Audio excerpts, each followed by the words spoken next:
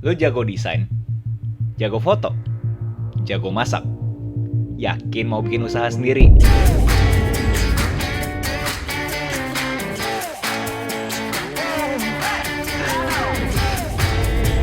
Hai warga kreatif, buat kalian yang belum kenal, nama gue Agus Halim. Dimana 2 hari sekali gue selalu, ini 4 ya.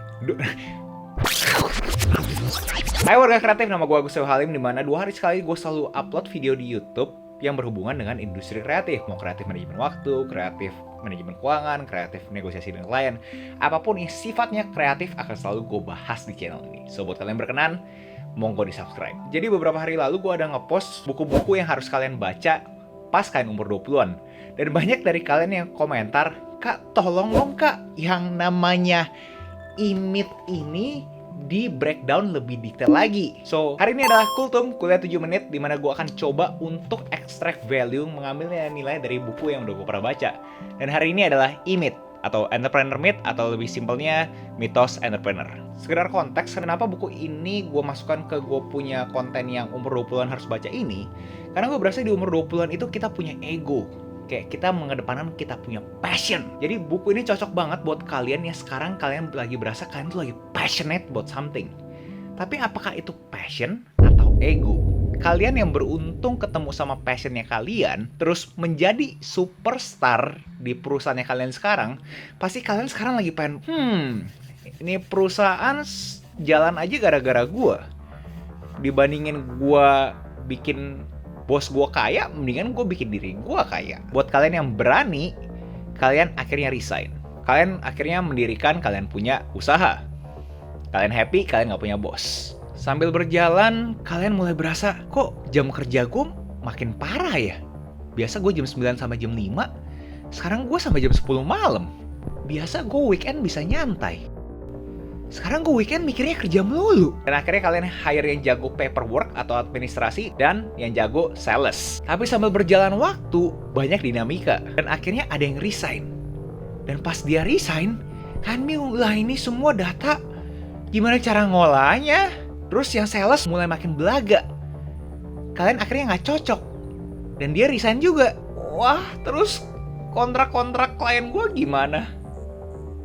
Berarti jam kerja gue makin nambah dong. So, itu premis dari buku ini. If your business depends on you, you don't own a business. You have a job. Kalau usaha lu masih bergantung sama lu bukan punya usaha. Lu punya pekerjaan. Buat kalian yang berasa kayak gitu, nonton sampai habis. Kita mulai aja. Untuk memastikan kita punya usaha bisa jalan, kita butuh memakai 3 topi.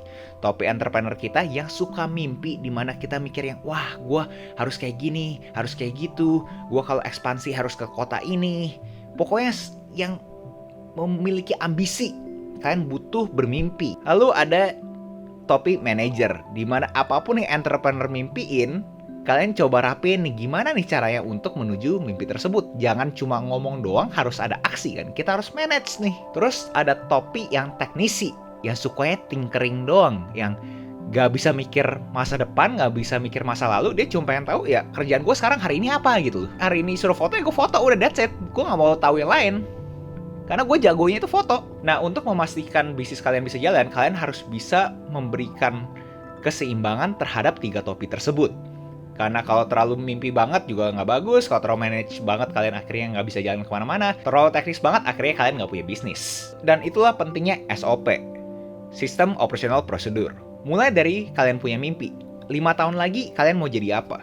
5 tahun lagi apa yang kalian ingin dapat? Coba di-define, coba dielaborasi. Apa nih kalian punya visi dan misi? Dan sambil berjalan, kalian coba pikir cara terbego untuk bisa dapat hasil yang sama seperti apa. Kenapa sampai mikir cara terbego atau termalasnya? Karena kalian harus bikin suatu sistem itu sangat simple buat orang yang nggak berpengalaman pun bisa masuk ke perusahaan kalian, bisa masuk ke usahanya kalian, dan berkontribusi. Langkah-langkah untuk membuat SOP ini adalah buat sesuatu yang tangible, sesuatu yang bisa diukur, quantify.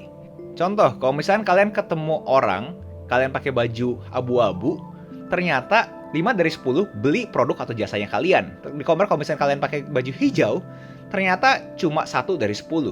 Jadi hal-hal yang bisa kalian quantify untuk jadi kalian punya SOP. Experience people itu bisa bumerang.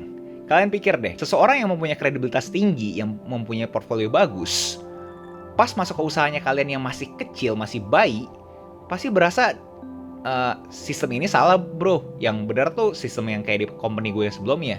Jangan berpikir bahwa experienced people itu kalau masuk ke kalian punya perusahaan, masalah beres. Kalau kalian nggak punya SOP yang jelas, itu malah bikin si experienced people tersebut jadi toxic. Karena dia berasa dia lebih tahu dibandingin kalian. Semua bisnis pasti punya 3 stage ini, di mana infancy, adolescence, dan mature. Infancy itu pas kita sadar bahwa ternyata kita harus bikin suatu bisnis. Kita nggak bisa melakukan semuanya sendiri. Bahkan di buku ini berani bilang, tujuan untuk masuk ke bisnis adalah untuk membuka lapangan pekerjaan untuk orang lain. Begitu kalian bisa dapat mental shift bahwa kalian itu ada di bisnis, barulah kalian masuk ke tahap berikutnya. Dimana kalian baru sadar namanya manage orang itu sangat susah. Ada dinamika-dinamika yang kalian nggak bisa kontrol. Contoh mentalnya itu orang, psikologi itu orang, termasking sebagai politik perusahaan. Lalu kalau kalian bisa ngelewatin masa remaja ini, baru akhirnya kalian bisa mature. Layaknya company-company yang sudah berumur lebih dari 10 tahun. Bagaimana caranya kalian bisa masuk ke stage mature ini? Di buku ini ada menjabarkan pertanyaan-pertanyaan yang bisa ngebantu kalian untuk kalian bisa masuk ke mature phase. Gimana caranya bisnis ini bisa gerak tanpa gue? Gimana caranya orang-orang gue atau karyawan gue ini bisa gerak tanpa interupsi gue atau instruksi gue?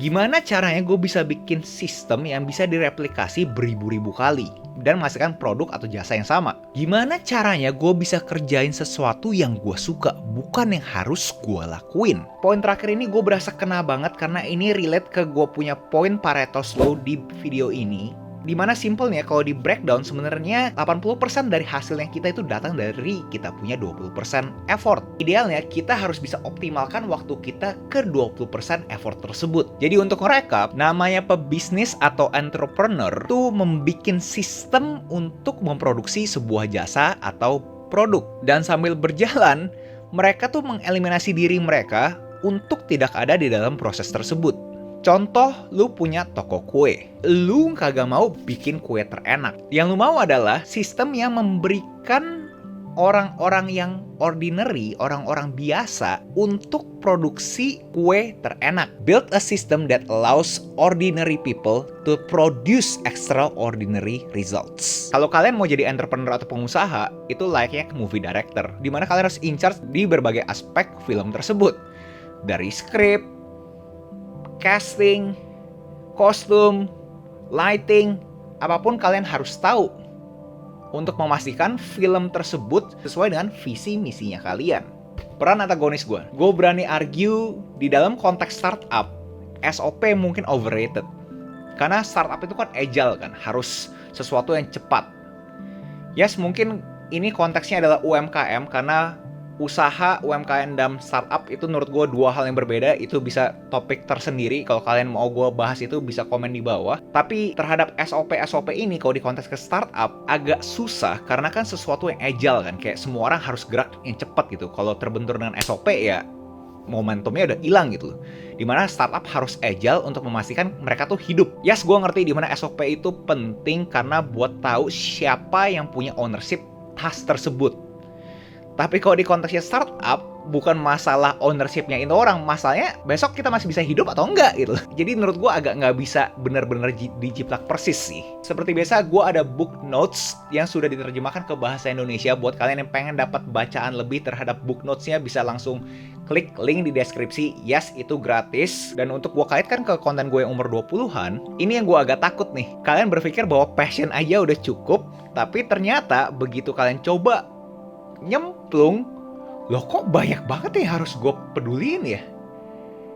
Karena kalian mungkin suka yang mimpi-mimpi, tapi kalian nggak peduli sama manajemen, sama paperwork, kalian nggak peduli, tapi kalian harus tahu untuk itu jadi bisnisnya kalian.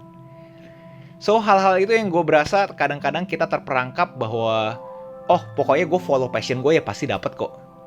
Nggak sesimpel itu. Yes, passion itu mungkin bisa jadi kalian punya titik awal, tapi sambil berjalan kalian harus overlay, kalian harus timpa passionnya kalian ke kenyataannya hidup. Di konteks ini, topi entrepreneur, topi manajemen, topi teknis.